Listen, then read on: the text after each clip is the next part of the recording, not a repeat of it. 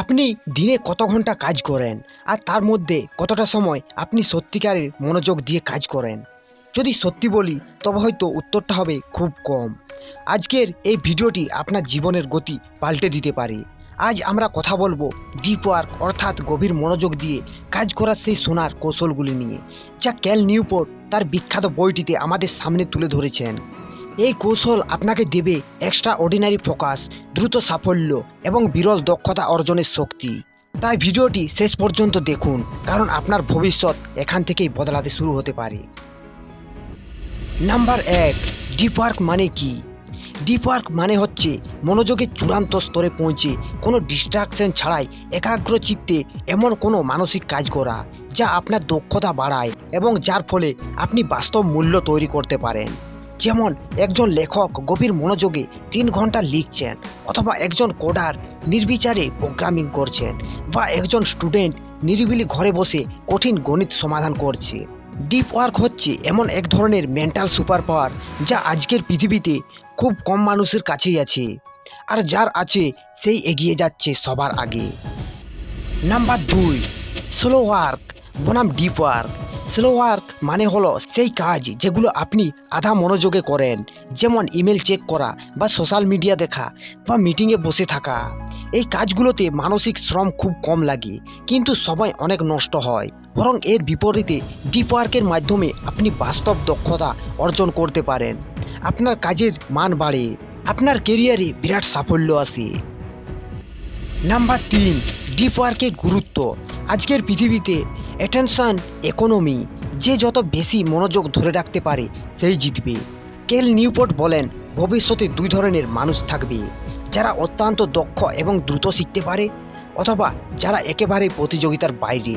Deep ওয়ার্কেই দক্ষতা তৈরি করে, আপনাকে দ্রুত শিখতে শেখায়, জটিল সমস্যার সমাধান করতে শেখায়, আপনাকে বাকি 99% মানুষের থেকে আলাদা করে তোলে।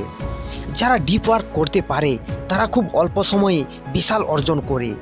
আর মজার ব্যাপার হচ্ছে, আপনাকে বেশি কাজ করতে হবে না, বরং গভীরভাবে কাজ করতে হবে। নাম্বার 4, গভীর মনোযোগ হারাচ্ছি কেন? আমরা দিনের পর দিন আমাদের মনোযোগ হারিয়ে ফেলছি, আর এর প্রধান কারণ হলো, যেমন সোশ্যাল মিডিয়া, প্রতি মুহূর্তে অ্যালার্ম নোটিফিকেশন স্ক্রলিং। দ্বিতীয় হলো মাল্টিটাস্কিং, একসাথে অনেক কিছু করার চেষ্টা। আর খণ্ডিত মনোযোগ হলো 5 মিনিট কাজ, 2 মিনিট মোবাইল। এরকম করে ফোকাস ভেঙে যাচ্ছে। আশেপাশের মানুষজন যাদের জীবনে ফোকাসের অভাব, তারাও আপনাকে ডিস্ট্র্যাক্ট করে। আপনি যদি সত্যি সফল হতে চান, তাহলে এই শত্রুদের চেনা এবং এদের বিরুদ্ধে লড়াই করাটাই হবে প্রথম কাজ। নাম্বার 5, ডিপ ওয়ার্ক করার 4টি মূল সূত্র। প্রথম হলো ওয়ার্ক ডিপলি। আপনার জন্য উপযুক্ত একটা নিরিবিলি জায়গা বেছে নিন। নির্দিষ্ট সময় নির্ধারণ করুন ডিপ ওয়ার্কের জন্য, যেমন সকাল 6টা থেকে 9টা। সেই সময় মোবাইল, ইন্টারনেট, নোটিফিকেশান সব কিছু বন্ধ। দ্বিতীয় সূত্র হলো এমব্রাস বরিডম। মন যখন বিরক্ত হবে, তখন মোবাইল হাতে না তুলে চুপ করে সেই বিরক্তি সহ্য করুন। এটা আপনার মনোযোগের ক্ষমতা বাড়াবে। প্রতিদিন 15 থেকে 20 মিনিট ফোন ছাড়াই বসে থাকুন আর শুধু ভাবুন। আর তৃতীয় সূত্র হলো কুইট সোশ্যাল মিডিয়া। প্রতিটি অ্যাপের লাভ ক্ষতি বিচার করুন। যা আপনার লক্ষ্য অর্জনে সাহায্য করছে না তা বাদ দিন। ডিজিটাল মিনিমালিজম চর্চা করুন। 4 নম্বর সূত্র হলো ড্রেন দ্য স্লোজ। প্রতিদিনের স্লো কাজ সময় সীমিত করে ফেলুন, যেমন ইমেল, চ্যাট, ছোটোখাটো টাস্ক এই সকল। একদিনের প্ল্যানিং ডিপ ওয়ার্কের জন্য বেশি সময় রাখুন। নাম্বার 6, বাস্তব উদাহরণ। কেল নিউপোর্ট নিজেই একজন প্রফেসর এবং লেখক।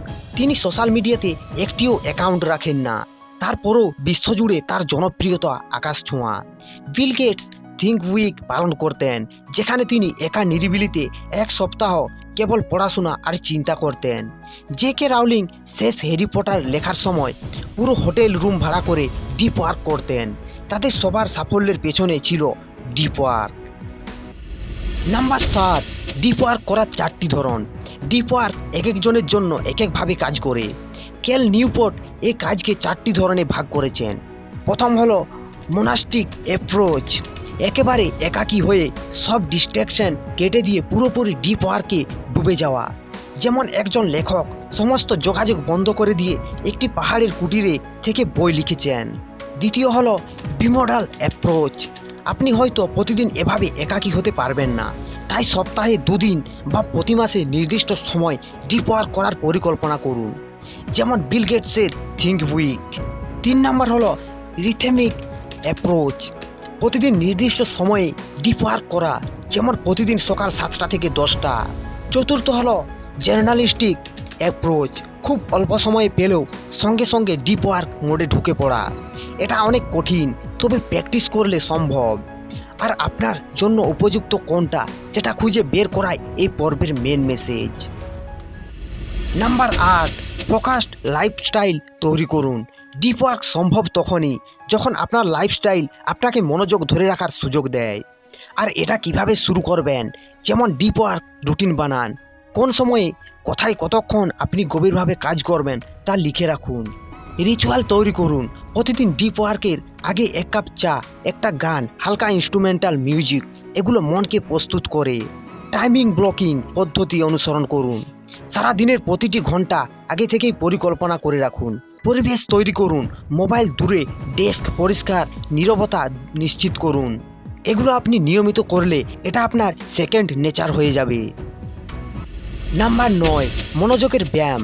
মানসিক ফোকাস একটা পেশির মতো, যত ব্যায়াম করবেন তত শক্তিশালী হবে। তো চলুন এটাকে 4টি ভাগে বুঝিয়ে দিচ্ছি। তো প্রথম হলো মেডিটেশন বা প্রোডাক্টিভ মেডিটেশন। হাঁটতে হাঁটতে বা ট্রেন জার্নিতে আপনি একটি সমস্যার সমাধান নিয়ে চিন্তা করুন, এটাও ডিপ থিঙ্কিং। আর দ্বিতীয় হলো নোটিফিকেশান ফাস্টিং। প্রতিদিন অন্তত 2 ঘন্টা মোবাইল একদম বন্ধ রাখুন। আর তৃতীয় হলো ছোট কাজে একাগ্রতা চর্চা করুন, যেমন জুতা পরার সময় শুধু জুতা পরার কথা ভাবুন, ব্রাশ করার সময় শুধু ব্রাশ করার কথা ভাবুন। আর চতুর্থ হলো ডেলিভারেট প্র্যাকটিস। নির্দিষ্ট একটি স্কিল, যেমন লেখালেখি বা কোডিং নিয়ে প্রতিদিন নির্দিষ্ট সময় গভীর মনোযোগ দিন।